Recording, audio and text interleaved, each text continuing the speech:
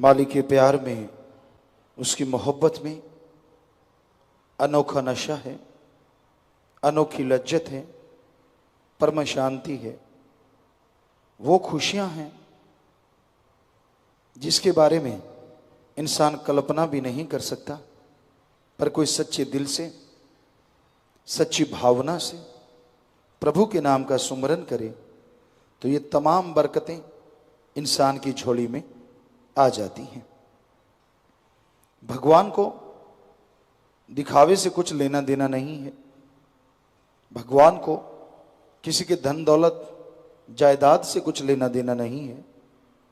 भगवान को किसी के रंग रूप से कुछ लेना देना नहीं है। जिसकी भावना जितनी शुद्ध है उतनी जल्दी ही वो भगवान की कृपा दृष्टि के काबिल बन जाता है। चाहे वो बदसूरत हो, खूबसूरत हो, गरीब हो, अमीर हो, जिसकी भावना शुद्ध, और शुद्ध भावना उसे कहते हैं जो दूसरों का बुरा नहीं करते, वचनों पे 100% अमल करते हैं। इसलिए अपने विचारों का शुद्धिकरण कीजिए। विचार शुद्ध होने चाहिए और वचनों पे अमल कीजिए। जब तक इंसान सत्संग सुनता नहीं, अमल कहां से करेगा? और जब तक अमल नहीं करता तो भगवान की खुशियां कहां से हासिल करेगा? इसलिए जरूरी है, अगर आपने भगवान की खुशियां हासिल करनी है, अगर आपने प्रभु के प्यार को हासिल करना है, तो यह बहुत जरूरी है, अति जरूरी है कि आप पीर फकीर की बात सुनो और अमल करो। और संत कोई अपनी सेवा नहीं करवाते, वो कहते हैं अल्लाह की इबादत करो, वाहिगुरु को याद करो, भगवान का नाम सुमरन करो और भगवान की बनाई औलाद से बेगर्ज निस्वार्थ भावना से प्यार करो। किसी का दिल ना दुखाओ, सबके लिए दुआ मांगो, सबका भला करो। तो जो पीर फकीर की इन बातों पे अमल करते हैं, यकीनन उन्हीं पे मालिक की दया में रहमत होती है, वही उस मालिक की कृपा पात्र बन पाते हैं। तो आप ईश्वर की बंदगी कीजिए, मालिक से मालिक को मांगते हुए जीवन बसर कीजिए, कर्तव्य का निर्वाह कीजिए। ये ना हो कि आप सत्संग में कुछ और हैं और जैसे सत्संग बंद होती है आप कुछ और बन जाते हैं। उसको दोगला बिल्कुल पसंद नहीं होता, क्योंकि वो अपने लिए ही घातक है। आमतौर पे दिखने में आता है, लोग जब राम नाम की बात होती है, मंदिर में जाना है, मस्जिद में, गिरजाघर, गुरुद्वारा, कहीं भी जाना है, अपने आप को शुद्ध करेंगे, पाँव धोएंगे, हाथ धोएंगे, सिर पे कपड़ा लेना, अच्छी बात है, इज्जत करना चाहिए। लेकिन जैसे ही उस पवित्र स्थान से बाहर आते हैं, आते ही ठगी, बेईमानी, भ्रष्टाचार, लोगों की जेब काटना, गालियां देना, निंदा करना, लड़ाई झगड़े, काम वासना, क्रोध, पता नहीं क्या क्या। तो ऐसे लोग ज्यादा दुखी होते हैं बजाय उनके जो पापी हैं, क्योंकि वो बेइंतहा पाप करते हैं और मालिक को चूना लगाते हैं। तो इसलिए अपनी भावना को शुद्ध करो। जो आप हैं वो आप दिखें, और जो आप नहीं हैं वो दिखे भी ना। लेकिन लोग आज कलयुग है, जो नहीं है वो दिखते हैं और जो हैं वो नहीं दिखाते। क्या आपने कभी किसी को ये कहते सुना है कि मैं ठग हूं? सुना है कि मैं चोरी करता हूं, वेश्यावृत्ति में जाता हूं, बुरे काम करता हूं? सवाल ही पैदा नहीं। मुंह से सुनो तो यूं लगता है बेचारा अभी अभी टपका है, ताजा भक्त है, इसने तो गलती करी ही नहीं, ये तो नेक आदमी है भाई। पर भगवान सब जानता है। राम जो रोके बैठ के सबका मुजरा ले, जैसी जिसकी भावना वैसा ही फल दे। झरोखा राजस्थान में मशहूर है। राजा महाराजाओं के समय में ऐसी जगह बनाई जाती थी, यहाँ से रानियां महारानियां बैठ के दरबार का कार्य देखती थी, लेकिन आम जनता को वो नजर नहीं आती थी। या कहते आंखों को भी झरोखा कहा जाता है, कि वो भगवान जो है अपनी आंखों से सबको देख रहा है, हर पल, हर क्षण, हर समय, क्योंकि वो तो सबके अंदर है।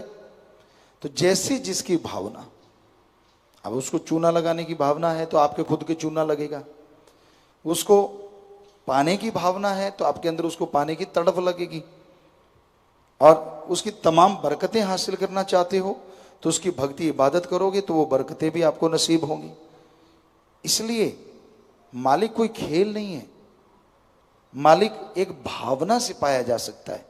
अमीर भी पा सकता है, गरीब भी पा सकता है, राजा भी पा सकता है, रंक भी पा सकता है, उसके लिए कोई रोक टोक नहीं, जो मर्जी उसको पाले। लेकिन उसको पाने के लिए अपनी भावना शुद्ध करना बहुत जरूरी है, और भावना का शुद्धिकरण सेवा और सुमरन के बिना हो नहीं सकता। परहित, दूसरों के काम आइए, खाना, किसी कोई भूखा है खाना खिला दीजिए, प्यासा है पानी पिला दीजिए, बीमार है इलाज करवा दीजिए। इसमें कैसी शर्म?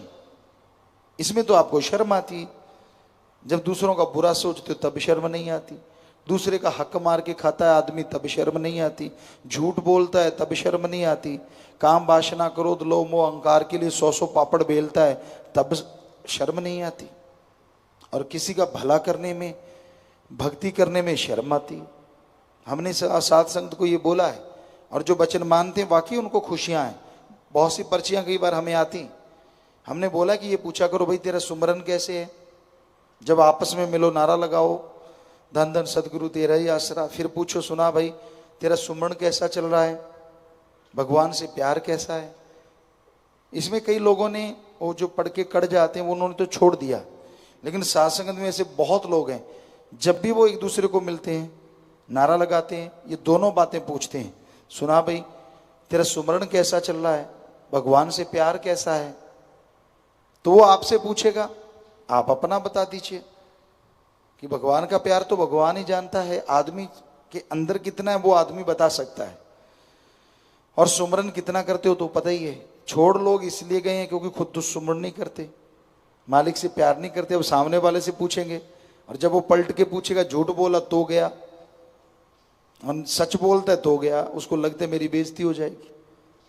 बल्कि अगर सच बोलेगा कि भाई मैंने किया नहीं सुमरन, मैंने तो अभी सेवा की नहीं, ये सेवा सुमन कैसा भाई, मालिक से प्यार कैसा भाई, तो आगे से भावना शुद्ध होगी, प्रेरित होगा आपका मन, आपकी आत्मा, ताकि आप दोबारा सेवा कर सकें।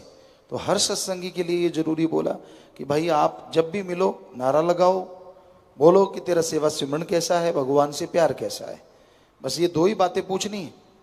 लेकिन लोग पूछते तेरे बच्चे कैसे हैं, तेरी जमीन जायदाद कैसी है, फसल कैसी है।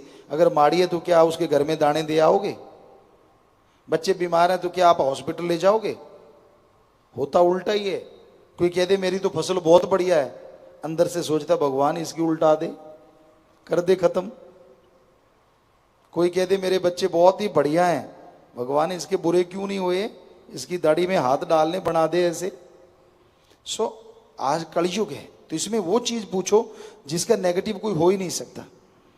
तो ऐसा अगर साध संगत पूछती है तो वो सुमरन की खुशियां हासिल होती हैं, उन्हें अंदर से मालिक दया में रहमत से जरूर नवाजते हैं। धन धन सतगुरु तेरा ही आशा। सभी साध संगत जी से निवेदन है कि मेरा चैनल जरूर सब्सक्राइब करें जी। धन धन सतगुरु तेरा ही आसरा।